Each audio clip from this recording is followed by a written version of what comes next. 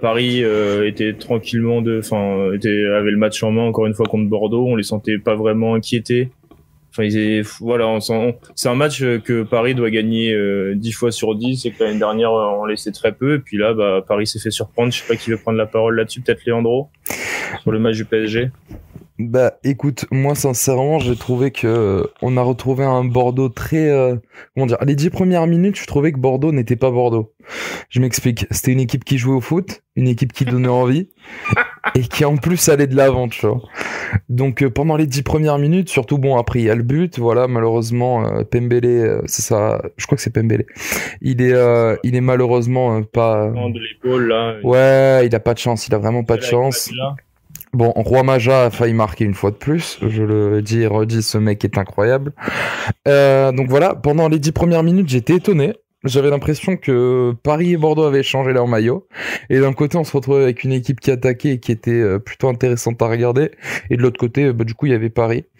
Sauf que du coup, Paris se prennent ce premier but qui arrive de manière inattendue. Et là, il se réveille.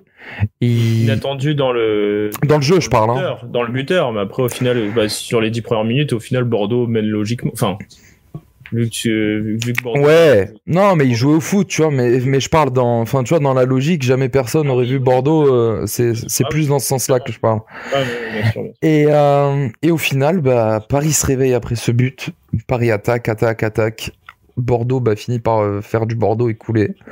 Et au fur et à mesure des minutes, plus les minutes passées, moins on voyait Bordeaux, jusqu'à ce penalty que Neymar concrétise. Donc en plus il bat un record, c'est le premier joueur à être arrivé à 50 buts aussi rapidement dans l'histoire du PSG. 58 matchs si je dis pas de bêtises. Et derrière, voilà, hein, ça double peine, deuxième but une minute plus tard. Donc Bordeaux qui a fait du Bordeaux, Paris au final en deuxième mi-temps qui comme Monaco, j'ai l'impression que Paris ils étaient programmés à jouer 45 minutes. Tu te retrouves en deuxième mi-temps avec un Paris moche qui propose pas forcément de grandes choses. À la limite, sur la fin de match, on peut même se dire que c'est Bordeaux qui a des regrets, tu vois. Et se dire que Bordeaux a des regrets au Parc des Princes, c'est quand même un truc auquel on s'y attendait pas en début de saison. Et même jusqu'à 10 minutes avant le début du match, quoi, tu vois. Donc Bordeaux peut nourrir des regrets en fin de match, c'est parce que déjà on l'a pas souligné, mais en première période et même en seconde, Benoît Costil il a été tout simplement phénoménal. Il a dégoûté Mbappé. Il a remporté plusieurs face à face. Enfin, je crois qu'il a sorti 6 ou 7 parades. C'est les gardiens de l'équipe type, je pense, dans le match. Et Bordeaux, comme Monaco la semaine passée, en essayant de jouer contre Paris, t'arrives à leur poser des problèmes. Et là, c'est un symbole pour Paris. C'est un ancien du club qui a été formé et qui est parti. Comme souvent. Adli qui est venu égaliser. Comme très souvent avec le PSG. Presque. C'est petit à coup. Ouais, une manière globale, tu fais bien de parler justement de Mbappé. On le sent plus d'une fois. Il y a une fois notamment où il part, où on a l'impression qu'il est hors jeu, il va faire l'action, où il veut tenter de dribbler Costil. Comme à Monaco, c'est une question d'état d'esprit, quoi. Je pense qu'à 2-1, il se disait on va jamais se faire attraper par Bordeaux. Sauf que à la 45e, on est toujours sur le même score. Paris, mais enfonce pas le clou. Et puis, 2-1, tu risques de te faire toujours rattraper. Et puis là, c'est un éclair quand même un éclair de génie d'Adli. Une grosse frappe qui permet à Bordeaux d'égaliser. Puis ouais, comme tu l'as dit juste après, c'est, comment je peux dire ça, l'état d'esprit. Là, qui bouffe la feuille, mais par deux fois, notamment ce face à face à la fin avec Sergio Rico, c'est, mais l'état d'esprit parisien est grave, quoi. C'était une équipe qui était coupée en deux en fin de match, mais on aurait dit mes entraînements de U13, quoi. Il y avait pas de milieu de terrain. Ça pouvait basculer d'un sens comme de l'autre parce que Bordeaux était coupé en deux aussi. Et voir ça 4 jours d'un match qui est quand même décisif face à Manchester United. Parce qu'on peut en parler de ça. C'est contre Manchester, il y aura pas de sur l'état d'esprit des mecs, quoi. Il y aura des tueurs en face. Qu'est-ce qu'il fait dans ce match? Qui fait? Tu peux pas laisser ton équipe se saborder comme ça toute seule, quoi. Tu dois intervenir. Oui, non, mais ils n'apportent rien. Ce qui est le plus troublant, c'est que tu l'écoutes à la fin du match où il pousse un énorme coup de gueule contre ses joueurs, et c'est très rare quand même qu'il le prenne autant à cœur et qu'il hésite pas à rentrer dedans. D'habitude, il est plutôt dans dans le côté un peu défensif, protecteur avec ses joueurs, notamment Monaco où il les engueule un peu sans trop les engueuler, il comprend, il se pose des questions, il reparle encore des blessures, etc., des absents, de l'enchaînement des matchs. Sauf que là, tu vois que c'est clairement pas ce qu'il voulait voir, mais en même temps, on sait pas trop ce qu'il veut voir en ce moment puisque Paris joue comme ça depuis plusieurs semaines, le bloc est H20 et chaque match est limité à H24 et séparé en deux. On est très loin de ce qu'on avait pu voir au Final 8 qui date, je le rappelle, il y a 4 mois, quoi, il y a 3 mois même pas. Il y a clairement un problème au PSG. Je sais pas ce que t'en penses, Max ou Leandro même. Oh clairement, mais oui, moi je m'inquiète pour cette équipe, quoi. Non, vas-y, Max. On n'a rien vu, quoi. Et vas-y, Leandro, parce que j'ai dit ce que j'avais à dire. Moi, sincèrement, je trouve que c'est de plus en plus pressant. Et autant je veux bien écouter le problème économique que cela peut engendrer de virer Tourelle, etc. On en a déjà parlé plusieurs fois. Mais on arrive à un point de non-retour, tu vois. Et le cas de Paris, en fait, je vais pas parler dans le jeu, mais je vais parler en interne. Ça me fait un peu penser au cas de l'OGC Nice, tu vois. Puisque on a deux coachs qui sont là, qui en ont rien à foutre clairement et qui sont là juste parce que ils ont un contrat et qu'ils doivent le suivre jusqu'au bout, qui proposent rien.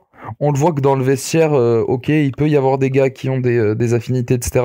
Mais la cohésion du groupe avec le coach n'est pas là. Et au final, ça propose rien. On se retrouve avec 100 jeux. On se retrouve avec 2 clubs qui vont devoir laisser ces coachs-là rester jusqu'à la fin de la saison pour pas les virer, pour pas avoir d'indemnité à leur donner. Et ça va être catastrophique. Paris, on s'en rend pas compte, mais actuellement, c'est en train de créer, mais vraiment quelque chose de très grave. Je crois qu'on n'a jamais vu un Paris aussi faible depuis le début du QSG, tu vois. Depuis le QSI, je peux t'assurer que c'est... Dit QSG. Depuis QSI, j'ai dit attention. Non, c'est moi. Non mais oui, mais tu vois ce que je veux dire. Mais tu... problème. Non mais oui, c'est clair que là, Paris est méconnaissable. Et puis encore une fois, quand tu vois la compo de ce week-end, excepté le jeune Timothée Pembélé qui est titulaire et qui sort des groupes des U19, l'équipe clairement, il y a quasi que des internationaux ou presque, excepté Baker peut-être. Et produire ça face à Bordeaux, on parle quand même de Bordeaux qui est 13e du championnat. Baker, mais de voir un mec comme Baker titulaire au PSG, mais c'est une aberration. Mais c'est bien ce que je dis. C'est malgré les quelques blessés.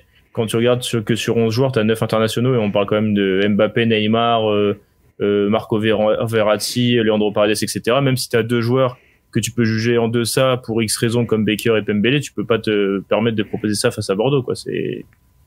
C'est là où je veux en venir, c'est que les histoires il y a beaucoup de blessés, etc.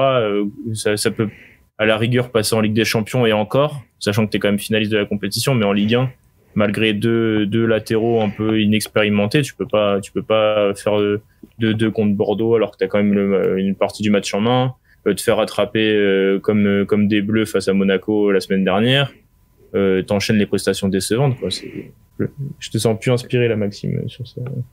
Non, mais, on parle là des blessés, mais c'est pareil, c'est peut-être que y a un problème avec le staff médical, et ça fait plusieurs années que ça dure.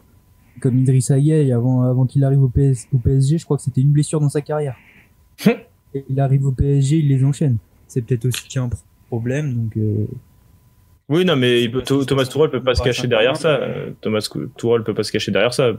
J'imagine que sur ce thème-là, on est d'accord sur. Thomas Tuchel. Tout à fait d'accord. Mais moi, Thomas Tuchel, là, tu vois, Leandro disait, est-ce qu'il va rester toute la saison? Mais moi, je me pose la question de savoir si le Paris Saint-Germain se fait sortir de la Ligue des Champions, que le board qatari va vouloir le garder quand même. Parce que quelle déception et désillusion ce serait dans l'Hercules. Oui, surtout après ta plus belle saison de l'histoire, quoi. Ce serait quand même. Un finaliste qui se fait sortir, dès les poules, j'ai pas le souvenir. Non, là, ouais, comme ça, tu me prends un peu au cours. L'année dernière, Liverpool se sortir en 8e, par exemple. Mais oui, dès les phases de poule, c'est vrai que j'imagine que c'est très très rare. Tu voulais ajouter quelque chose, Lucas, justement, sur Tourelle? Ouais, enfin, je voulais dire, c'est effectivement la qualité du jeu parisien est vraiment catastrophique depuis le début de saison. Mais ok, il peut pas se cacher derrière les blessures, mais physiquement, et on l'a vu, il s'est passé la même chose que face à Monaco. Maxime, je retire aucun mérite à Monaco. Félicitations pour leur victoire face au PSG. Mais il y a, au fur et à mesure du match, à chaque fois, cette équipe physiquement, elle plonge. Oui. Les gros, mais et sont toutes les blessures qu'il y a au PSG, c'est des blessures musculaires, c'est des blessures de fatigue. Donc je sais pas si c'est le staff médical, le Final 8, je sais pas, est-ce que le Covid, parce qu'il y en a beaucoup qui l'ont eu, est-ce que peut-être qu'on en découvrira dans quelques mois que ça a eu un impact, mais physiquement cette équipe. Quand on compare à Liverpool par exemple, qui a pas eu le Final 8, qui a autant de blessés voire plus. Il y a pas que ça. Après, c'est juste en Ligue 1, est-ce que Tourelle peut se cacher derrière cette excuse des blessés?